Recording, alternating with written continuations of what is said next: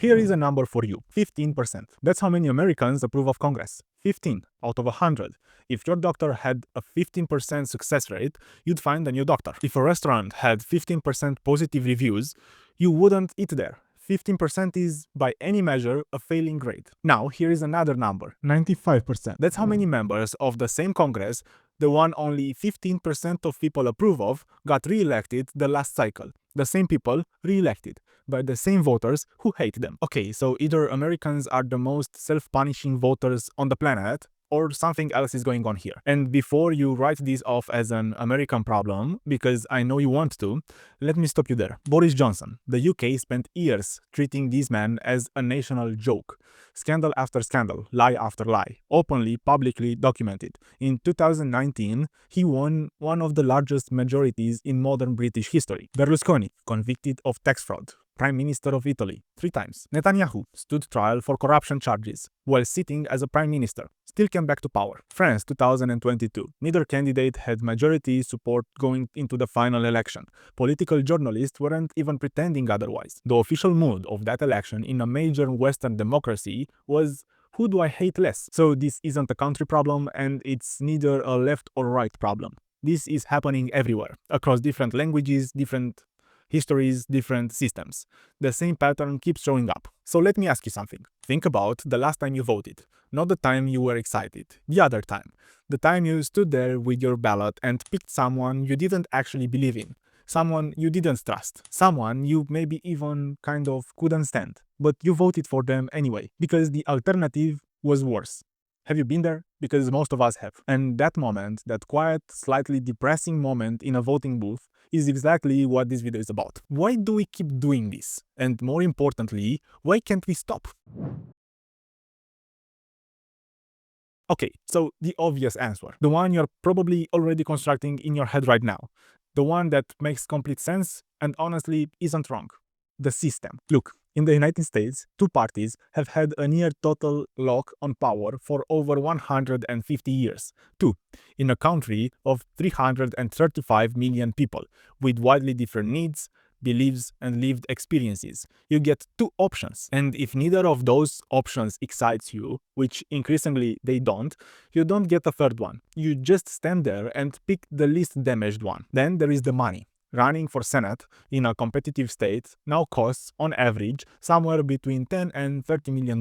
And running for president, you are not even a real candidate until you've raised 9 figures. So, before a single vote is cast, before a single debate happens, the field has already been filtered, not by voters, but by donors, by the people who can write large checks and expect, reasonably, something in return. And manipulation.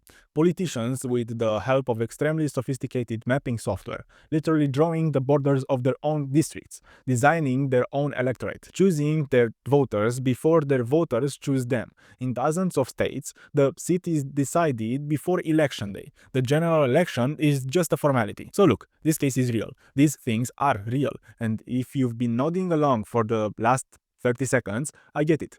This is the version of the story that most people carry around. The system is captured, the choices are fake, and your vote doesn't actually matter. But here is my problem with stopping there. If this were the complete explanation, if it really were just the structure, just the money, and just the rigged map, then you'd expect the cracks to show up consistently. You'd expect voters to find the exits when they appear, third-party candidates surging, genuine outsiders breaking through on the back of real voter fury. And sometimes that happens. Occasionally the machine cracks, but the overwhelming pattern across decades, across countries that don't even have the same system as the US, is that it doesn't.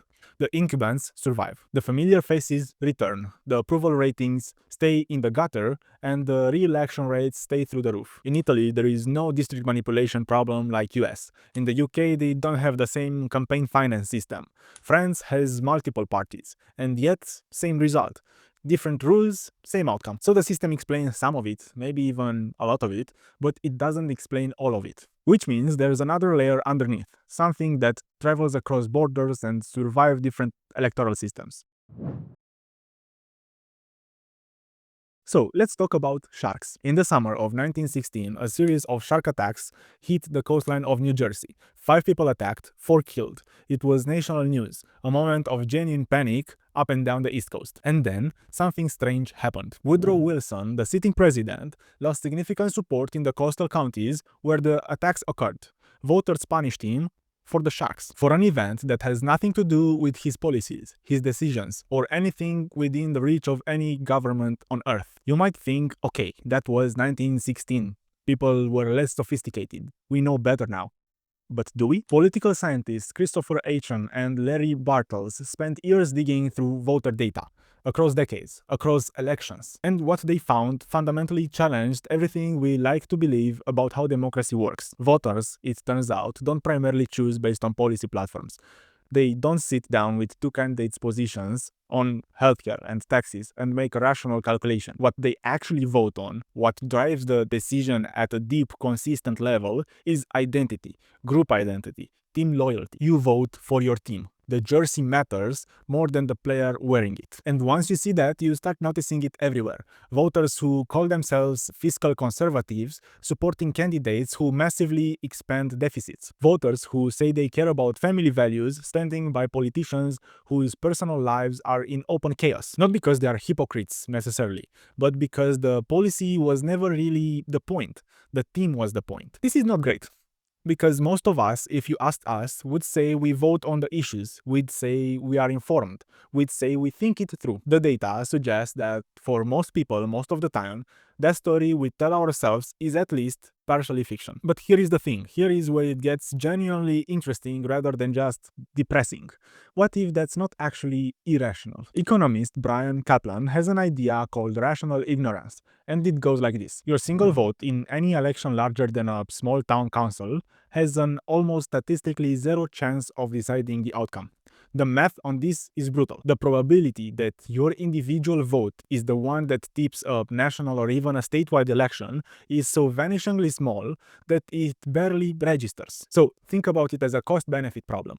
On one side, the cost of becoming a genuinely well-informed voter, reading policy papers, understanding budget trade-offs, learning how foreign policy actually works, that takes serious time and effort. On the other side, the benefit of doing all that work, which, given your one vote almost certainly won't change anything, is effectively zero. So the individually rational thing to do is to not invest heavily in being informed, but to vote expressively, to vote for the team, the feeling, the identity, because that's what actually costs you nothing and gives you something back. A sense of belonging, a sense of having done your part. The terrifying thing isn't that people do this. The terrifying thing is that it makes complete logical sense. The system is set up in a way where the individually rational choice for millions and millions of people simultaneously produces a collectively irrational outcome. An electorate that isn't really choosing based on performance or competence. An electorate that is, in aggregate, essentially flying blind and then wondering why it keeps landing in the same place. And now we get to the part that I think explains the last decade or so better than anything else. It's not just that we vote for our team, it's that increasingly we vote against the other one. Political scientists have a name for this: negative partisanship. Pew Research has been tracking American political attitudes for decades, and what they found is that the strongest predictor of how someone votes today isn't enthusiasm for their own candidate, it's fear and contempt for the other side. Think about what that actually means in practice. If I'm voting for someone, their quality matters.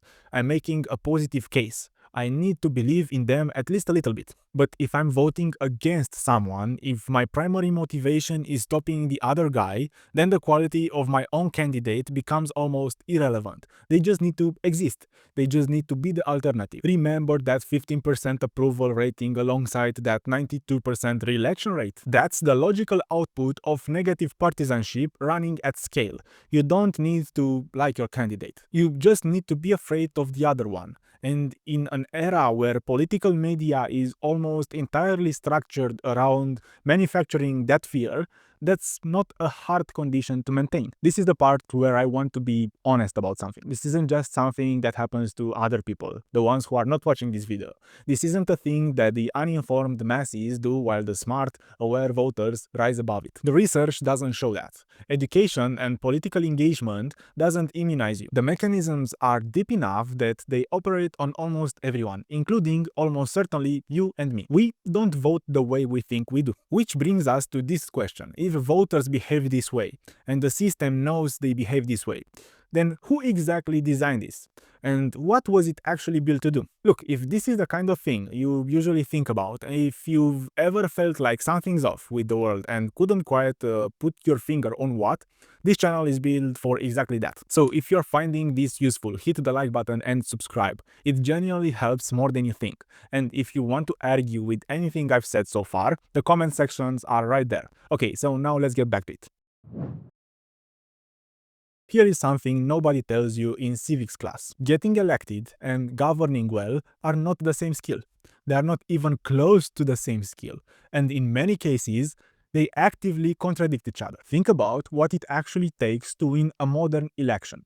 You need to raise extraordinary amounts of money, which means spending enormous time with the people who have it. You need to be exceptional at messaging, at saying things that sound meaningful without committing to anything that could be used against you later. You need to be ruthless enough to survive a campaign, which is essentially a months-long coordinated attack on your character and record. And you need to feed a media ecosystem that rewards conflict, drama, and outrage, because that's what gets coverage. None of those things are governing skills. Honesty is a liability on the campaign trail and an asset in a cabinet room. The ability to say, "I don't know," one of the most important things a leader can say, is electoral poison. So what does the system do? Over time, it filters. It runs thousands of candidates through this process, and it reliably produces a specific type of person. Not the most competent, not the most honest, the most electable. And those two things have a widening gap between them. This is what economists call a principal-agent problem. You, the voter, are the principal. The politician is the agent you've hired to represent your interests. But you have almost no ability to monitor them between elections, no ability to fire them mid-term in most cases, and when the contract expires, your choice is binary. The agent and the system knows this. So the dysfunction you see, the corruption, the incompetence, the shamelessness, it isn't the system failing. It's the system producing exactly what its incentive structure demands. We built this machine, and then we kept acting surprised by what it makes.